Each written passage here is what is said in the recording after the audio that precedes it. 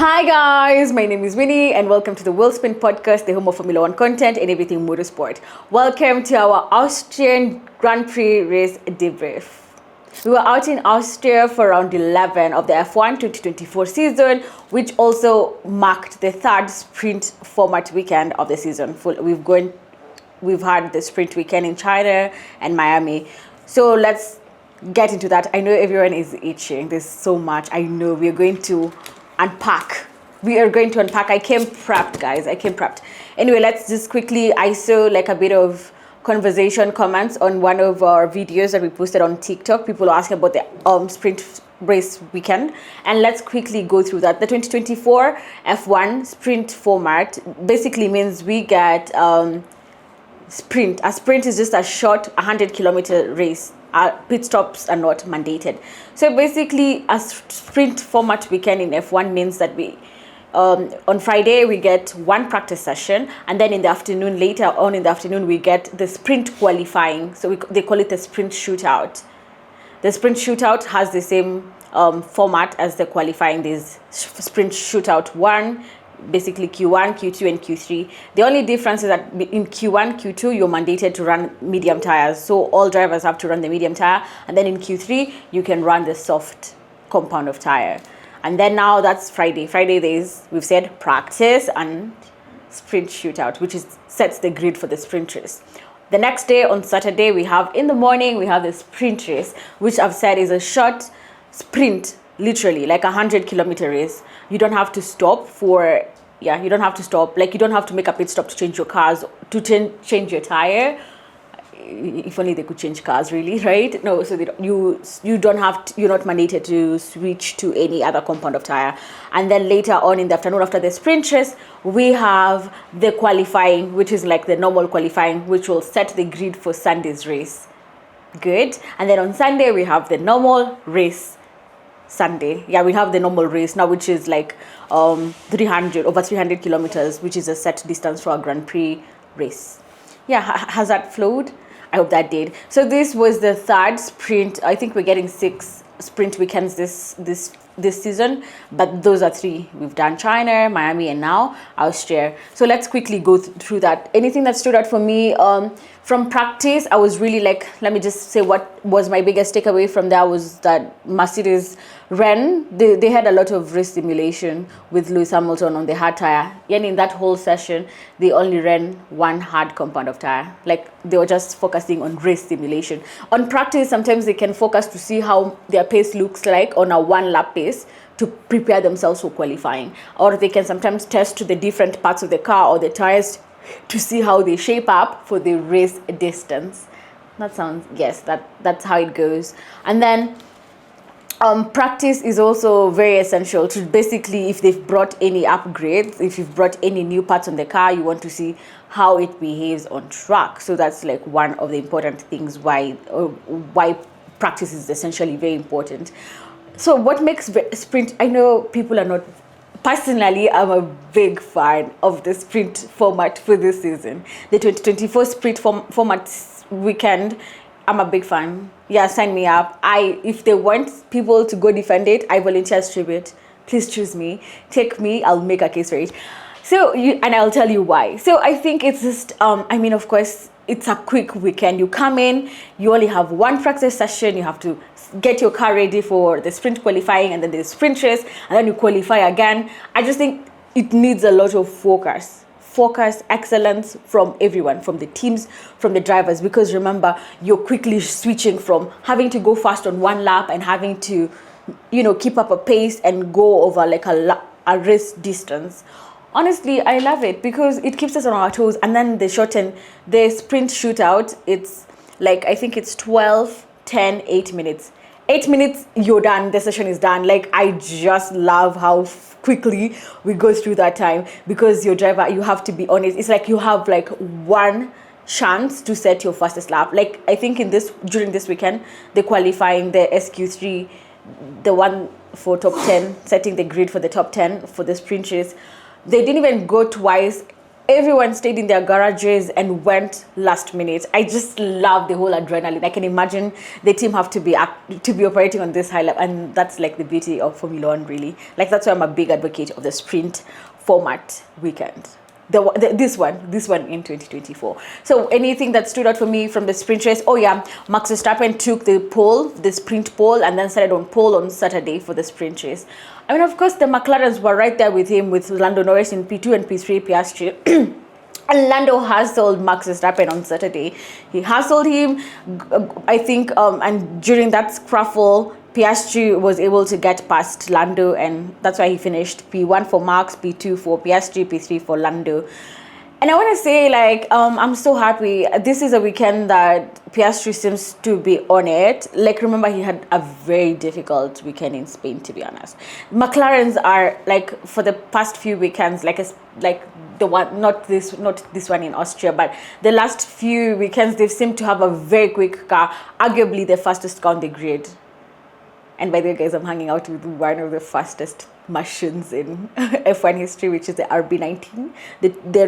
This is a 1:18 ratio of the Formula One car. So I'm hanging. This is so cool. This is the Max Verstappen. This is the Max Verstappen RB19. I just thought it's such a cool thing to show you guys. I think it's my favorite thing. And courtesy of Red Bull Kenya, thank you so much for sending this to me. This is so cute. I'm hanging out here with the RB19, the quickest car in history. So anyway, so I'm talking about arguably the fastest car on the grid, which is the McLaren car for this year. So I've just been rallying for Piastri to get on his Zoom and activate the dog in him and give all these people a run for their money. So this weekend, he really was with it. He was making me happy. I mean, I was like, oh, you've hustled your teammate. You know, I mean, Piastri is very good, like, with qualifying. He does well. The race stream has been that's why he suffers most. Like, I think he suffers with this. I mean, this is his second season in Formula One, racing against Lando. Lando has been racing for, obviously, more than Piastri has been racing. So, yeah. But the thing I was saying during that sprint race, I was like, oh my God, can you switch the cars? Lando is going to give Verstappen hell. I mean, in real life, Lando and Max Verstappen, they hang out quite a lot. They run in the same, social circle. So they're friends. You can see them hanging out during when F1 is not racing. You can see them flying to different destinations together. So we've been knowing this whole friendship was going to be tried on track. So I really wanted to see it. It was unfortunate, but that's like the biggest one. I was like, Piastri, you injected, like, getting ahead of Lando, but like I needed you to do more with Max Verstappen. I needed you to do better. I needed you to do more, but like still, it's better than what happened in Spain last weekend. The other biggest takeaway for me was qualifying for the race. That means on Saturday after the sprint race. Max Verstappen, awesome. Oh my God, his pole time was 0.4 seconds ahead. Wow. It's my Mary in me showing. Like, I'm not Mary though. 0.4 seconds ahead of the whole grid. Come on, like, and I'm waiting for everyone who says I have bias against Max. No, really, I just report on facts. Like, if he puts in a quality lap, he put together, oh my God, an earth-shattering lap, which is like props to him, because again, remember, this is a grid that's really close. Like, everyone is racing milliseconds and you're out. You miss to hook up your lap, you are out. And Lewis Hamilton has been leaving me stressed. Qualifying sessions for me I'm always stressed as a Lewis Hamilton fan.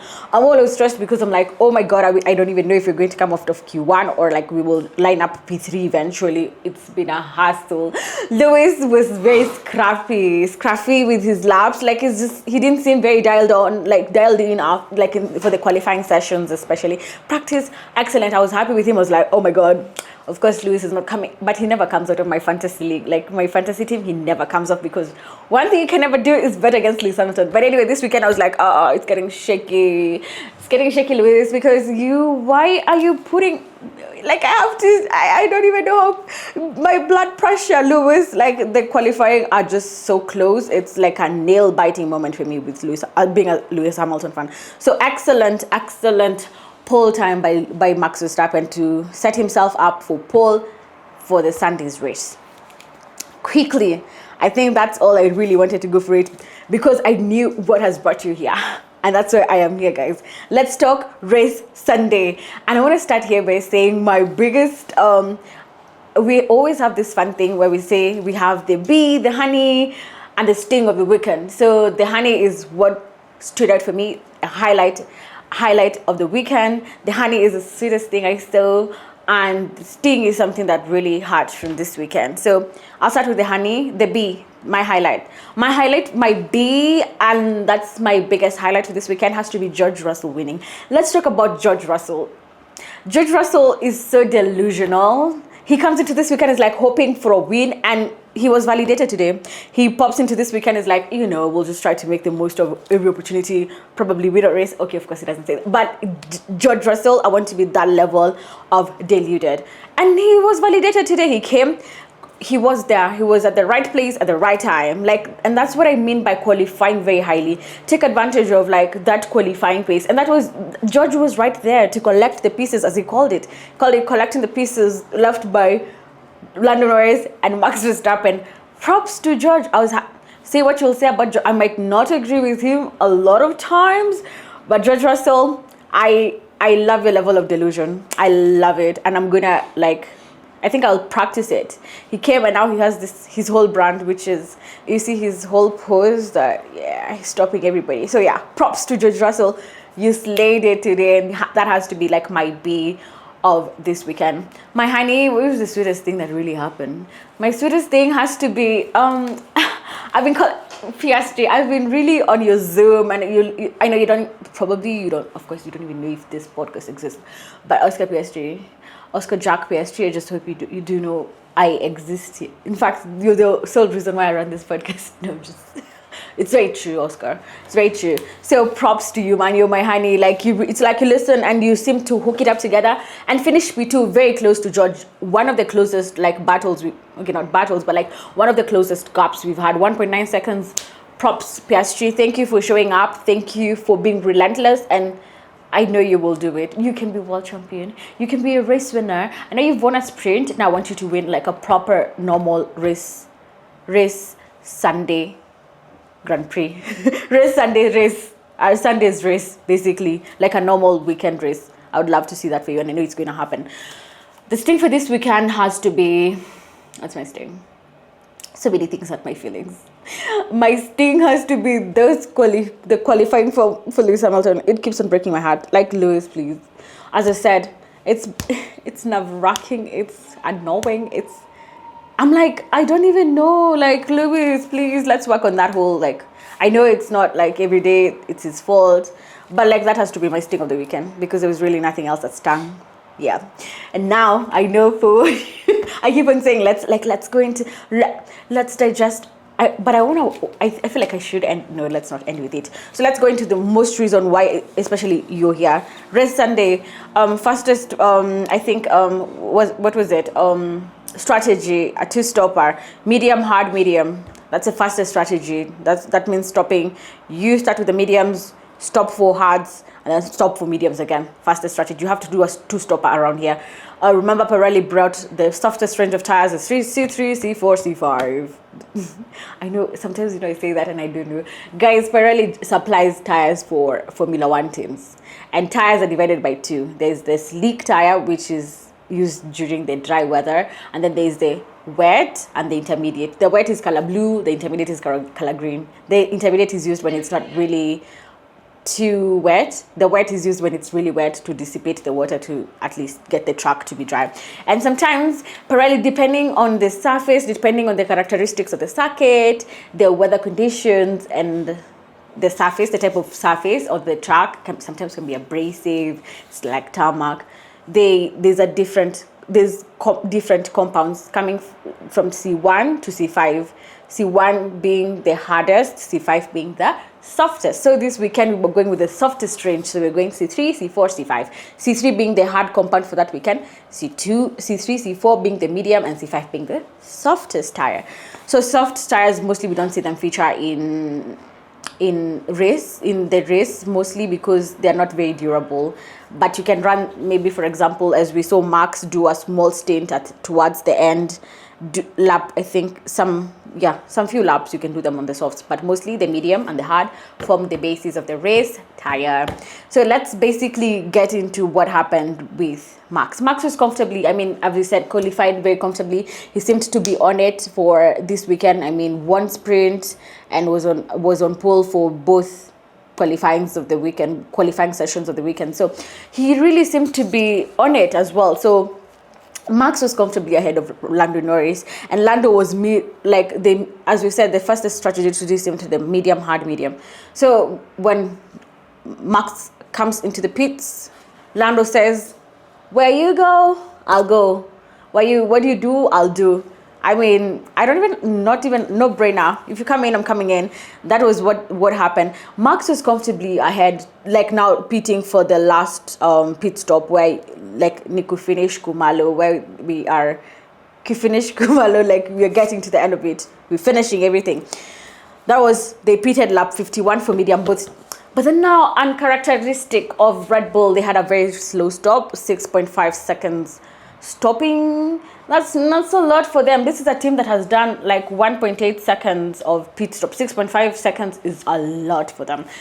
Comfortable pit stop for McLaren, so that meant the lead that Max had. Max had built a 7.4 gap to Lando Norris before pitting. And after that slow pit stop, they come out and Lando has taken 7. That slow pit stop took 5 seconds of the advantage that Max had. So if he was 7.4 seconds ahead, and we take 5 from the 7.5, we get about 2.4 seconds, and that's not very hard to eat at, and it made Lando's work very, very easy in catching Max Verstappen. And from that lap 51, we knew we were on for cinema. We were like, this race was looking very boring. It's like 71 laps.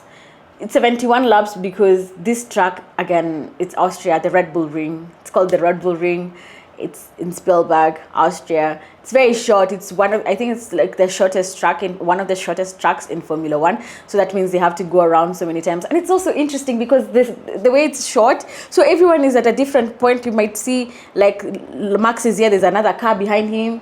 And that car behind him is not in P2. Like, it's such a weird, as in the shortness of the tracks makes the race very bizarre to some degree, actually. And I think the back markers being the people who are behind the leaders, and they have to get through them, there's something called a blue flag. Maybe you might have had it on TV commentary. Blue flags, if that is waved to you as a driver, you're supposed to not resist, move over, let the faster car, which is now, say, the likes of Max Verstappen get by very fast. So anyway, the race was coming alive. It was very boring. Max looked to be very set to win this race. But then from lap 51, as I'm saying, Lando was mirroring everything, the pit stops that Max was doing. So from lap 51, guys, things got thick. Things got thick. Very, very, very, very, very thick. Very, very thick. We had lap 61.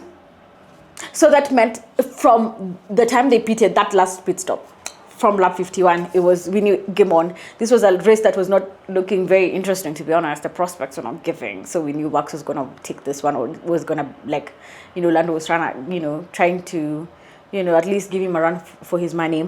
But then lap 63, action started. We knew that move was coming.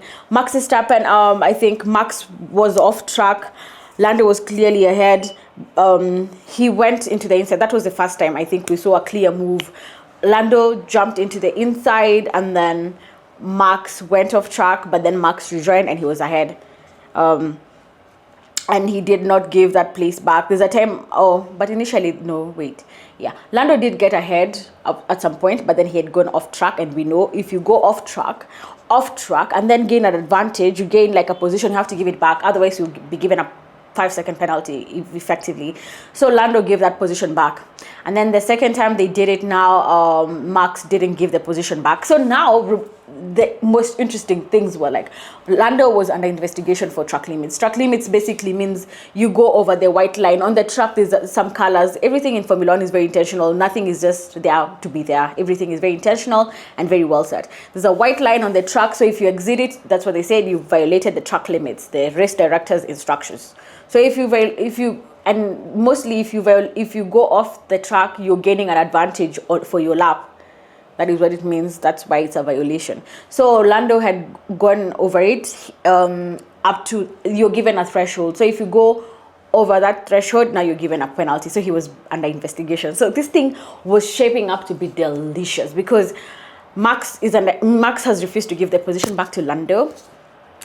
Max has refused to give this position back to Lando. Lando is under investigation. So that means the penalties are doing what? They're neutralizing. So now it's like game on, let's go.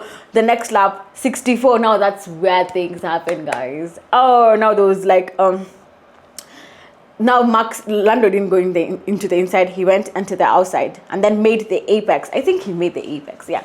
And making the apex means effectively like it's your corner, like you're the driver ahead. But Max pushed, they touched. So Lando's front wing clipped Max's tire, gave him a puncture, and Lando got a puncture. That's why things started raining, man. And now it's just, this is something that there was like a lot of things happened. Remember, there was like in the team radios, you could hear everyone saying, this one is doing this to me, this one is doing things to me. And one of the things that, Lando was nosediving. Was it nosediving? Dive bombing. Like basically prematurely jumping into the inside, trying to get ahead of Max Verstappen. Max Verstappen, which is what one of his traits, one of his racing strategies, or one of his race styles, the way he defends is moving while braking, which is something that is actually illegal in Formula One. That means like moving while braking, like it's trying to change direction to ensure that you're braking while moving. Moving while braking, so you're moving to also like defend, like it's like car positioning to ensure that you're keeping the other person behind. It's illegal. In fact, it's interesting because I just read up that this is like something that was brought up, like this whole moving while braking is actually something that was actually pointed out in 2016 because of Max Verstappen. This has been his trait over the years. I will admit Max is a brilliant racer. Max is a brilliant driver, but Max's will-to-will racing sometimes can be called into question. That his racing strategies, tactics when it comes to will-to-will racing are at this point very questionable because the race stewards investigated the incident and considered Max very responsible for causing a collision with Lando, resulting in destroying both people's races. 10 seconds for him, but Lando was effectively out of the race. Of course, as I've said previously, these people are friends. They're friends. So the after team radio, everyone's like, oh my God, is he gonna apologize? Of course, Max was a very big departure. Usually Max is always blaming the other person, but today he seemed to be like, it's his team, which it's true. Like Max, that slow stop cost him so much. The 5 seconds that allowed Lando to be right there with him. So he had already built a bit of like a gap to Lando, which was effectively undone by the slow pit stop by Red Bull, which is actually very rare. But now that's the whole interesting thing I keep on we have been saying, or I have been saying on this podcast. You know, Red Bull have been operating on this high level, coming from like the last probably like 2 seasons, especially 2022. Like Max was dominant, winning 19 out of 22 races. Like that's dominating dominantly. Like he's obliterating the competition. So what we were saying is that we needed someone when Red Bull doesn't seem to be on this, operating on this high goal. And Max, of course, was making some errors, but there was never a car or a driver who was there to capitalize on Red Bull's errors. Today, McLaren were there. They were right there with Red Bull, and they were right there with Max Verstappen, ready to capitalize on this mess. And I'm so sure it could have gone differently if Max can learn how to do will-to-will properly. And Lando can also learn a few things. He can ease up on the dive bombing, like maybe the premature jumping into the inside. Anyway, May just thought those were like nice moves, to be honest. So Lando didn't get a penalty for any causing of collision. He got a penalty for track limits. So we knew those ones were coming. But you see now Lando ended up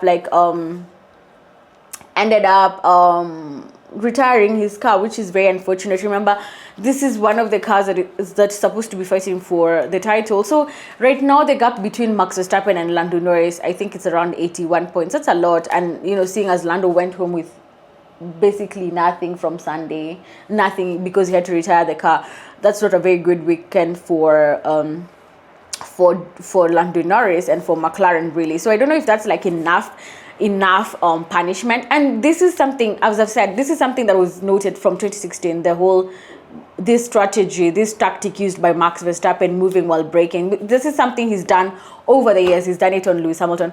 People are calling it, I think Lando is getting the Lewis Hamilton special from Max Verstappen. He's done it. Remember, this is also like an interesting thing, because the last time, this is George Russell's second Grand Prix win. The last time he won was 2022 Sao Paulo, the Brazilian Grand Prix. And remember, that was also aided by that collision that Max caused. Like he crashed with Lewis Hamilton, like he collided with Lewis Hamilton. And I think it broke a few, and he was penalized for it. Like Max these are things he's done over and over. We could go to 2021. Predominantly, most of the things he did today, that whole move with Lando, that is what most of the days he was doing in 2021. And some of those moves went unpunished. We can even go to probably Saudi Arabia 2021. We can go to Silverstone, where there was that whole contentious thing. But that time, Lewis Hamilton ended up remaining in the race, and Max Verstappen exiting the race. That was one time when no one backed out, and everyone, like expecting someone. Max always expected someone to back out, but Lewis didn't back out from that win. And this is something he's done. And I had something very interesting, like a very interesting talk, somber mood from Andrea Stella. Andrea Stella is the team principal for McLaren, coming out and saying, I think this behavior has gone unpunished for so long. There's not been any harsh punishment for it. So it doesn't deter people from doing it. So if people see, oh, I can do it, get probably 5 seconds, or probably it's classified as a race incident, and that's not a race incident. It's something that should be penalized. It's illegal. So continuing to empower these drivers, these moves, then it doesn't bode well for the future, because now see, something that was being discussed in 2016, still an issue in 2024. Now you've cost someone's. Remember, Lando he's fighting for the driver's title, because we're saying it's still round 11. We still have 13 more races to go. That's a lot. So I really do feel for him today.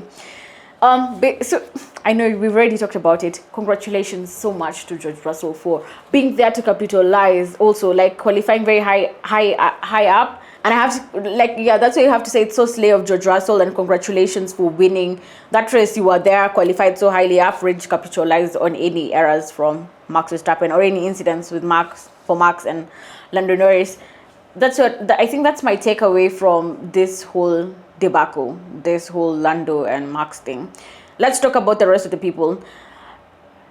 Today, Lewis Hamilton finished P4, but he was way behind Lando, way behind Carlos Sainz. In fact, let's talk about Carlos first. Carlos Sainz, oh my God, wow. Carlos is just qualify very high. You'll try. I know Ferrari I don't even know what happened to Ferrari. Ferrari walikuja wakatutisha.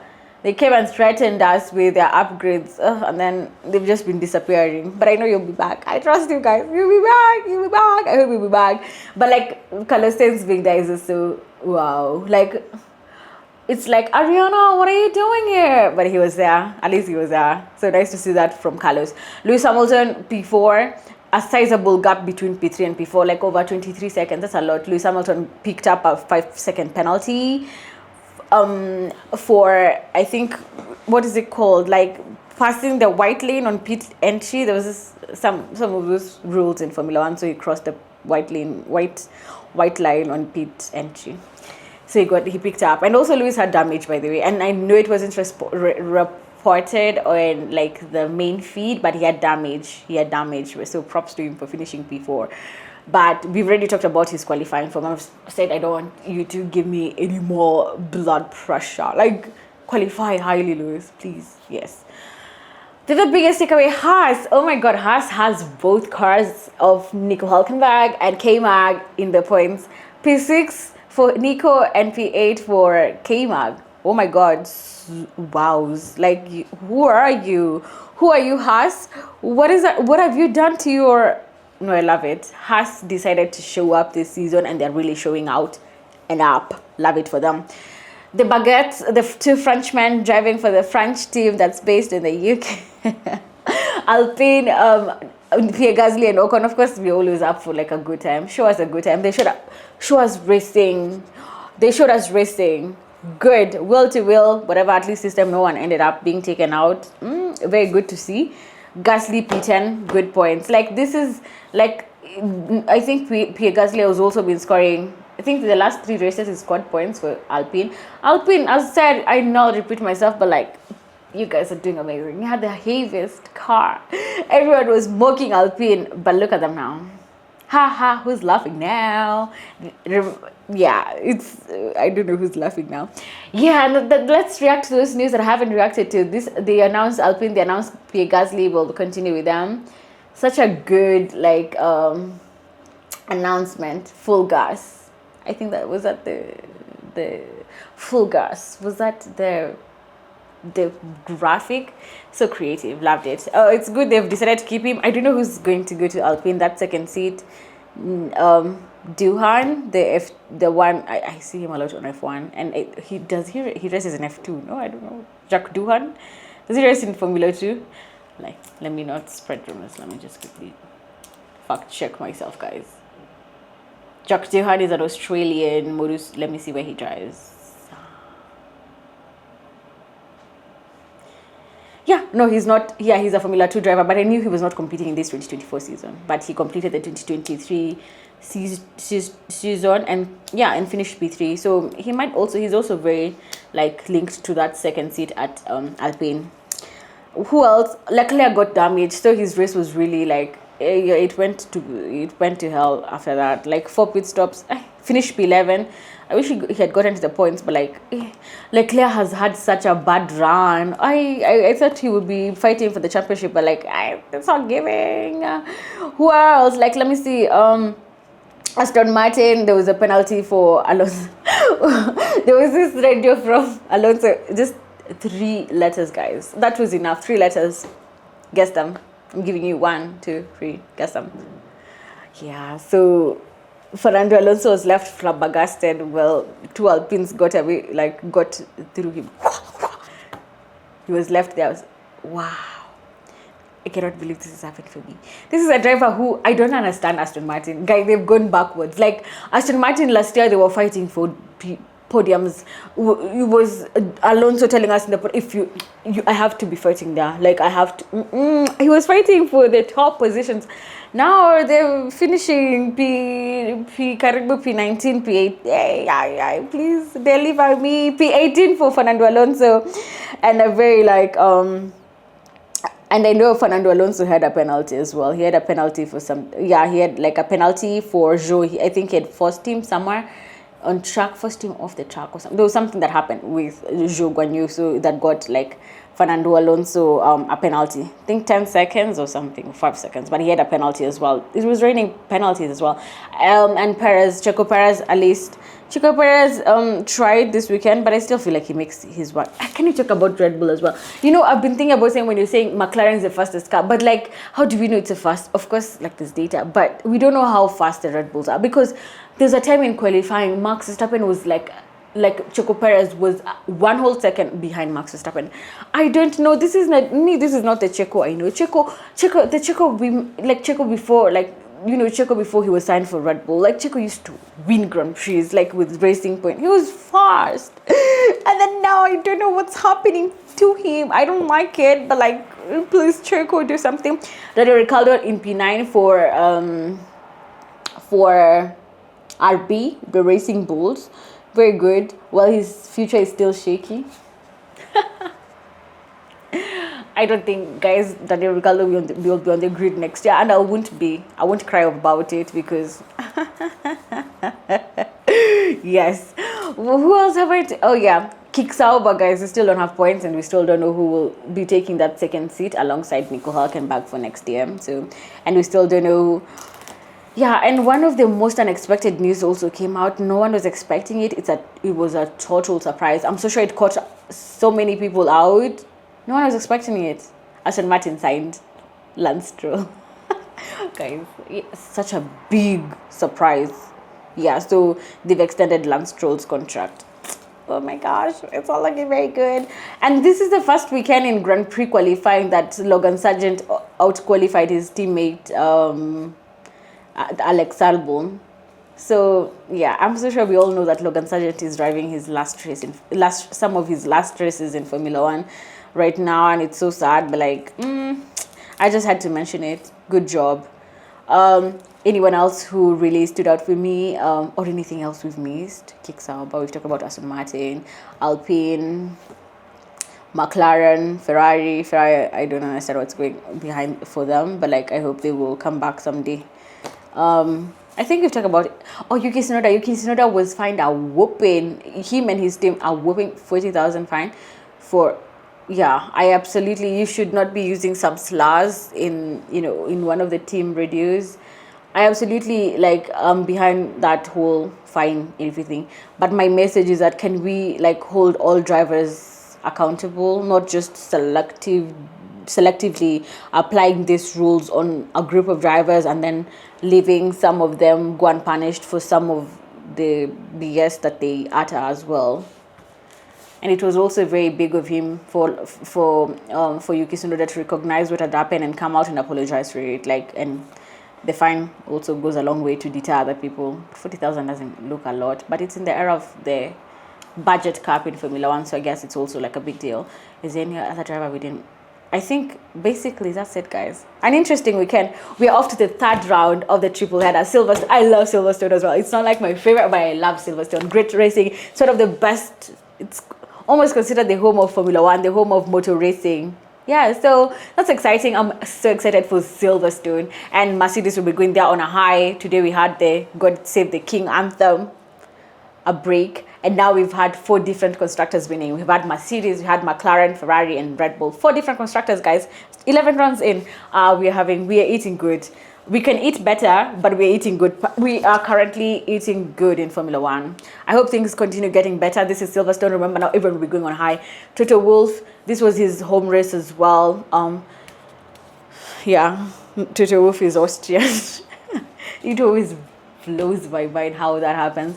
And also, this is also a good time to mention that Austria is the home of Niki Lauda as well, one of the greatest Formula One drivers, and also a very important pillar in Mercedes, and one of the men. He was very instrumental in getting Lewis to sign with Mercedes as well. So yeah, it was it's nice to see Mercedes also run a tribute for him. The red cape, like Niki Lauda always was in the garages, in the paddock, in the red cape. So yeah, that's really interesting. So Silverstone is interesting. We're going to British for the final round of this triple header, and then we take a break, and then we're back with Hungary, and then Spa, and then we go on a summer break. So yeah, this is exciting times, guys. So that was really the biggest thing, and I hope you guys enjoyed.